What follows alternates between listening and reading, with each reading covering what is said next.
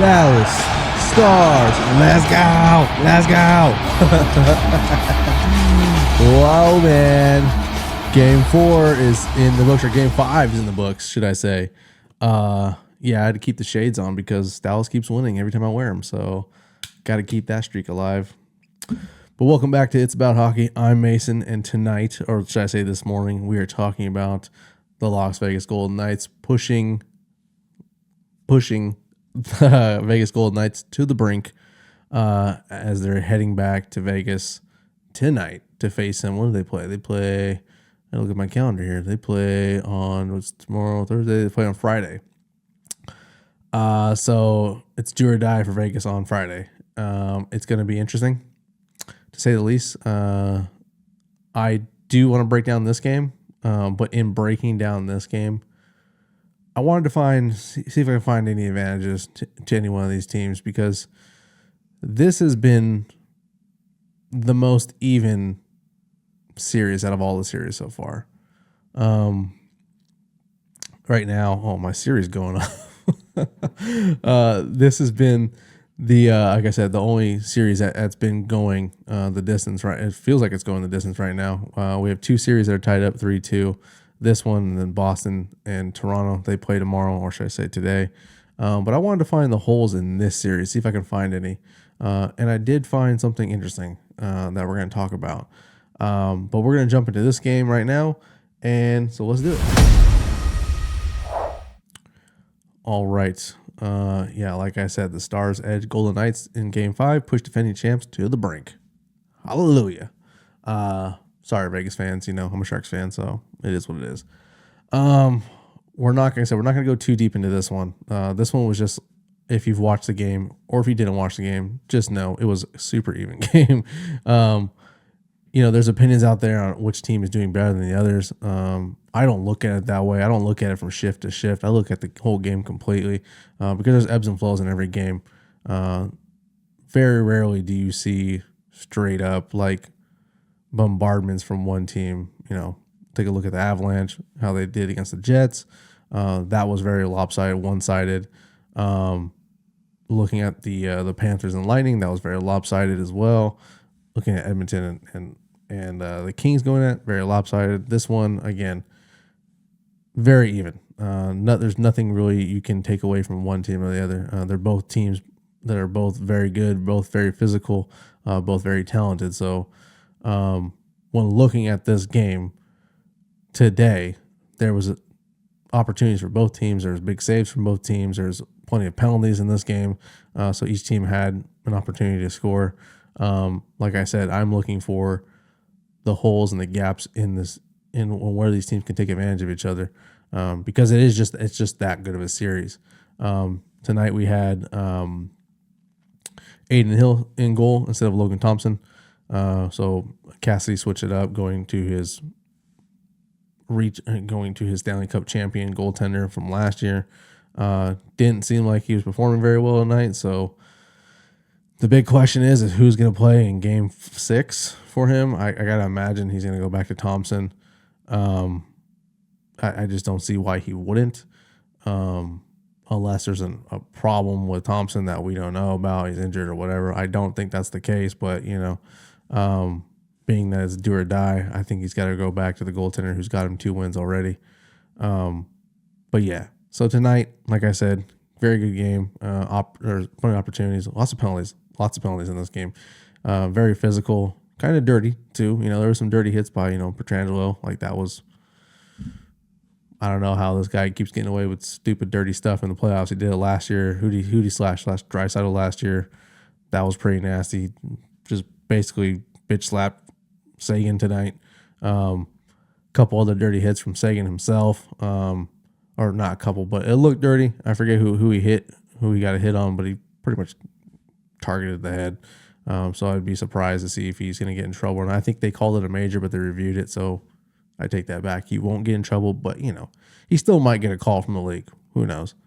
But when it's all said and done, looking at the stats, like I said, shots pretty even, face-offs pretty even, power play. Each team had an opportunity. 2 for 4 for the Stars, 1 for 3 for the Knights. hits. Like I said, it was a physical game. Vegas was definitely throwing the body around. Block shots. Again, road teams got to help your goaltender, especially a goaltender whose first game it is in the playoffs. I would assume they were going to get in front of the shots and the shot lanes. They did. Giveaways and takeaways. Again, giveaways. I feel like Stars, because they are a fast team and they do like to spread it out a little bit, giveaways, it doesn't surprise me. Vegas likes to step up in the neutral zone, and Dallas likes to stretch the neutral zone. So it's just, you're always going to see some interceptions and passes and takeaways and whatnot. So I'm not surprised by that. It's just how these teams defend when these things happen. Again, going back to all my videos about this series, Vegas has been clogging up the middle. So Dallas has been working around that. We'll see right now about the shots. We're going to go look at the stats really quick on this series. Again, this is comparison of the two teams. Again, I'm looking for advantages and disadvantages between these two teams, and just going down to the shots, looking at the shot totals, Dallas is ahead by about 20 shots this whole series. Not a whole lot, but again, that could be considered one whole game if it's a very tight defensive game. So they're getting opportunities to shoot the puck, and their shooting percentage, it's a little behind as far as getting them on net, but again, Dallas is walking away with it right now. They're definitely putting more shots and more pressure on the goaltending. My first thought to this was like, well, are they getting more power plays? Are they, what is it? How are they getting more shots? So it made me go back and look at how their power play is doing. We'll see let's go find it really quick. So yeah, I wanted to look at their power play and see what the opportunities are looking like. And both teams, surprisingly, are right here. Okay, so what I'm saying is who has the upper hand? Because it seems like these two teams are fighting a lot, and there seems like there's been a lot of penalties being called tonight, being more so than not. But I was looking at it, and I'm like, okay, well, there's got to be. I definitely feel like there's more. Vegas is definitely getting more calls on them. So that might be why Dallas is getting more shots, and sure enough, it is. They got 12 power plays opportunities so far. They're basically getting a power play goal every 3 power plays. They're totaling around 33% on their power play. 12 or they're 4 for 12 on this whole series so far. And then I looked at Vegas and was like, well, how is Vegas doing? Because again, Dallas is getting penalties too. They're right around the same. They're 33.3%. They're 3 for 9, so same percentage. I think they're like 66.7% for both teams. So it's an equal advantage as far as like how the power play goals are working out. Dallas is getting more calls, but they're not capitalizing as much as I think they should, and that's because of the goaltending situation. Both these teams have very good goaltending going on right now. So it's except for tonight. Tonight was a different factor in the whole equation with Adin Hill being in the game. But again, I was like, okay, well that makes a little bit of sense. There's more power play opportunities going there, so with more shots, you think there'd be more goals. But again, goaltending has been, I think for me, the story of this series so far, because we did start off with that first game as being a high percentage. I mean, the goals were being scored really fast. They actually there was 4 goals in the first period tonight. So I thought we might be in for another kind of showdown like that. But then once everyone settled into the game, defense tightened up, neutral zone kind of tightened up. People were holding their positions, holding their blue line very well. So like I said, overall, very good game tonight. But again, looking in the series, I'm trying to find these holes. I'm like, where are they at? I'm looking at right now. We're looking at the Dallas Stars statistics for the playoffs so far, and I'm like, okay, I know Ottinger is performing well. It's not very hard to see. You watch the game tonight. He's making good saves. His save percentage 911, .911, goals against 2.31. No shocker there. It's been a low scoring series for the most part. Okay, and then I'm looking at who's putting points, who's getting goals. The Stars have a crazy deep roster. That is their bread and butter, is their depth. So I'm like, okay, let's look at the depth and see how the scoring is going, because you would think with these rosters, they would be scoring much. Okay, they would be scoring more, but it's really not the case. So I'm looking at them like, okay, who is on here is not on this list. Obviously, Tyler Seguin, I don't know, he made number 10. He doesn't have a goal on the list, but there's one player missing from this list, and I think I know, you might know who it is. It's Joe Pavelski, right? So Joe Pavelski is a playoff performer. He always has been. He's always been bread and butter. He's come from he comes from the Sharks. I know, dude can score in the playoffs, but through 5 games he hasn't gotten anything. He hasn't even registered a point. But where his goals come from are usually in the middle, the slot, the tips. Everyone knows he's very skilled at that, but Vegas has been shutting that down. So I'm okay. That's where some of the lack of goal scoring is coming from, is because if Pavelski's not getting in his position where he's used to making or getting goals, that's going to take some of the goaltending or some of that goal scoring away. So that's why we're not seeing it. I'm like, okay, well, that's one. Then I looked at Vegas. And I'm like, okay, who on Vegas is not on this list here?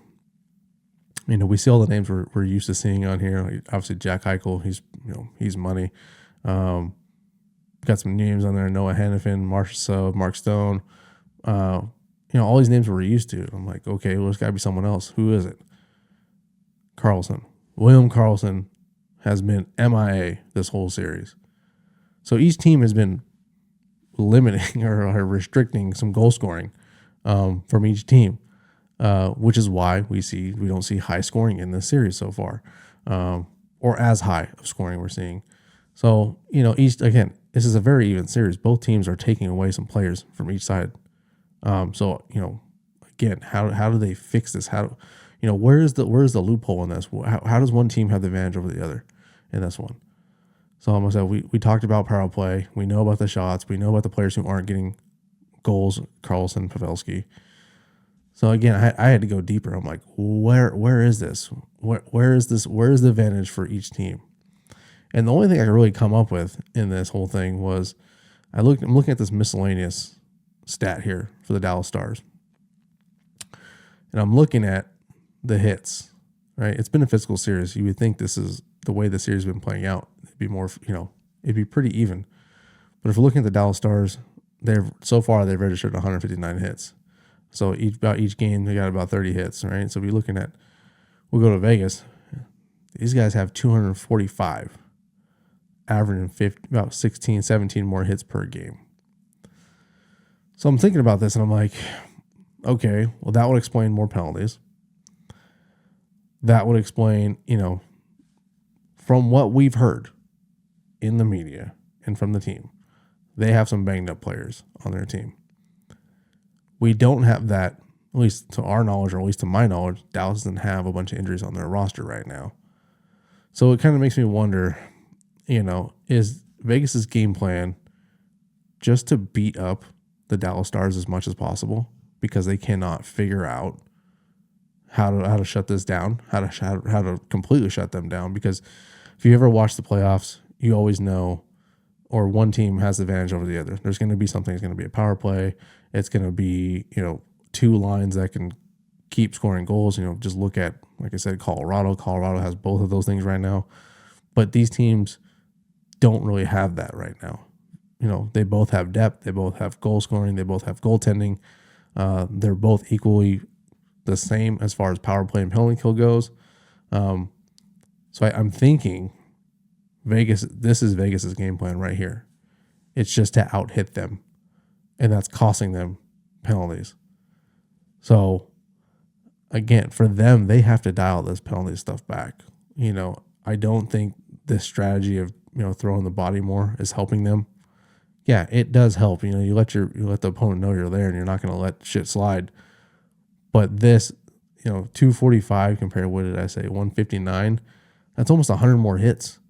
Yeah, you're going to hurt the player on the other side, or he's going to be banged up, but you're just going to be banged up just as much. And if you got sore backs, you've got sore knees, injuries, anything like, any kind of injury, you're going to feel it just as much as they are. So I don't know. Vegas's game is they're very talented, but if they can't, capitalize on their goal scoring, getting players like Karlsson going, getting, Mark Stone going more, it's going to be very hard for them to win this next game. I don't know. I fully expect them to have a lot of energy coming into the next game, because this is do or die. It's in their own building. If I'm their coach, I'm stepping in the locker room. I'm telling them play their game. Being physical is part of their game, but it's not their game. Their game is being more skilled, more, creating space, letting players like Jack Eichel, Hurdle, Stone, Carlson, their back end, Hannafin and Shea Theodore and all these guys, let them create space so they can do their thing. Stop relying on this hitting stuff, because right now it's putting you in the box. It's giving the other team more opportunities, obviously, because they're on the power play, but it's also registering a lot more shots. So your goaltending is getting beat up when it's all said and done. We can look at the goal scores. I'm sorry, the goal scores, but the shots again. 109 to 128. That's a whole nother game for some teams. And you don't want to wear your goalie out. Now, this is the last game, so whoever it's going to be needs to be fresh. And I think I'm pretty sure I can say confidently it's going to be Logan Thompson. So he will have some fresher legs this next game. And it wouldn't surprise me if they start playing their own game. Again, staying away from these forcing too many hits. They have a fresh goaltender. They're in their own building. I could see them winning this next game. But it's going to be difficult because Dallas is coming off a 3-game win streak right now. They know they have them on the brink right now. Dallas, as far as I know, they're not injured, and they're playing really well. And their star player, again, for me, it's goaltending. I wanted to look at this play really quick. I'm sorry, not this play. This play right here. This is, I forget who it is on the breakaway, but right now you can see, right, this is late in the game. Again, very even game, 25 shots apiece. Dallas has got a 1-goal lead, and this is a breakaway. You have to forgive me. I don't know who number 20 is, like right off the top of my head. But this is Jake Ottinger coming up big late in the game and being the best defender on the Stars roster at this moment. Got a clean break to the slot, got him lined up. Ottinger coming out of the crease like he should, challenging appropriately, not overdoing it. Very aware of his net and his crease. Bit on the first move, but didn't overcommit. Laid the pad down. Beautiful save. Absolutely money. This is why I want Ottinger in net when Team USA starts playing these games, because he is looking like a freaking stud these last couple games. Here it is again. He bit, but didn't overcommit. That rhymes. New shirt. But again, got that pad out. Denied him. Beautiful save. God damn, my nose is itching. Last play of the night. Really want to go over really quick. When I said these teams were pretty even, penalty kill, power plays are very important. We'll get to it here. I want you guys to watch. This is the Dallas Stars on a penalty kill right here. Most teams will play a diamond as of late. It's kind of like it's not new, but it's newer to me. I don't really notice that. I've always been taught to play a box. This is a box being executed by the Dallas Stars on the penalty kill. Let's go through really quick. If you watch, everyone's head is on a swivel. Everyone's paying attention everywhere. Everyone's staying in their positions, in their lanes. No one is drifting. Everyone's giving each other space. I can imagine there's great communication happening here. Everyone shifts appropriately. No one's overcommitting. Everyone's staying in their lanes. Right now, it looks like Vegas is playing a 1-3-1, 1 point man, three offensive players around like the center area, and there's like one guy down the bottom. You can't see him now because he's up top right now.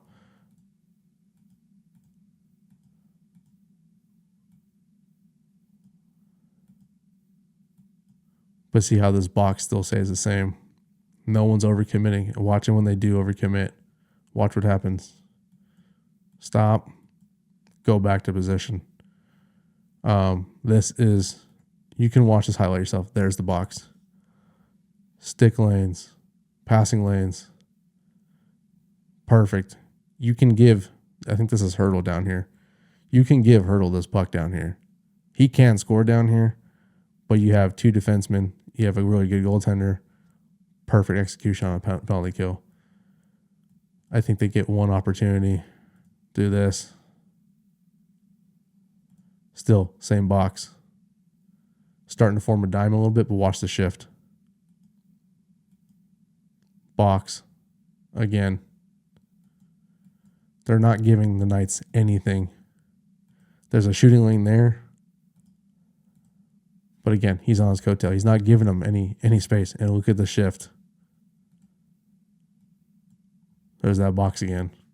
This is a freaking masterpiece in penalty killing right here, right now. Against a very good team.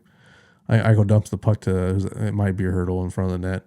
But there's really no shooting lane here. I mean, the only thing he can hope for is a tip.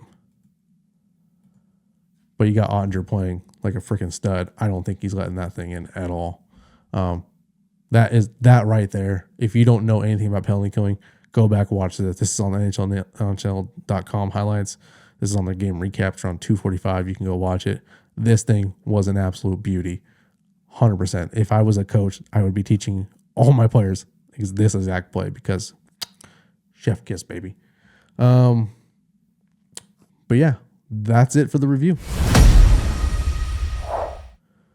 Okay, guys, I know this is a little bit long-winded as well.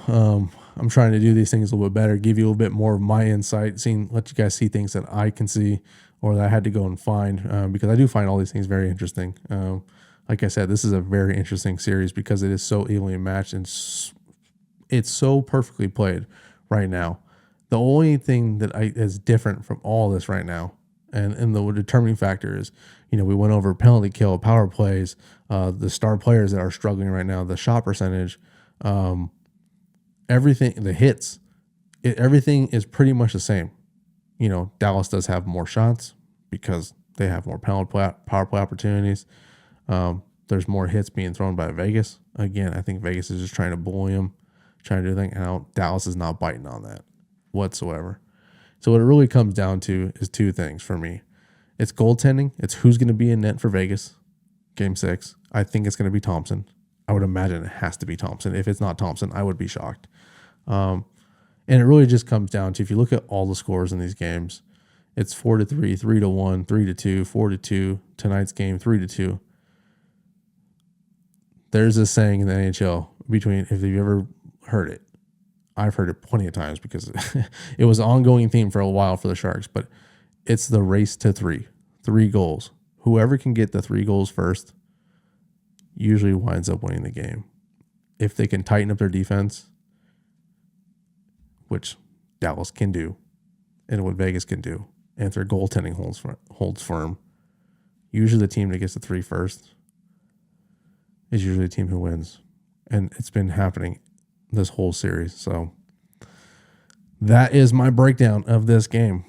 Whoever can get the 3 first in game 6, I imagine they're going to be the victors in this. But that's it for this video, guys. Again, if you guys are new to my channel, please consider liking this video. Please consider subscribing to this channel. I'm talking more about this stuff as we go down. These teams are only getting better, and there's going to be lots more stuff like this to break down in the future. So I hope you will consider subscribing, consider chatting with me about these games in the comments. I really do appreciate it. Hit the like button if you're a Dallas fan. Hit the like button if you're a Vegas fan. Show me some love, man. I'm giving your team some love. But yeah, like I said, that's going to do it for me, guys. I really do appreciate it. All the likes, all the comments, all that fun stuff. My channel is slowly but surely growing. I want to keep this thing going, so please consider hitting those buttons for me. I do appreciate it. And I will see you guys in game 6. One more time. Ooh, baby. Come on, Dallas. Keep my bracket alive. Peace out, boys.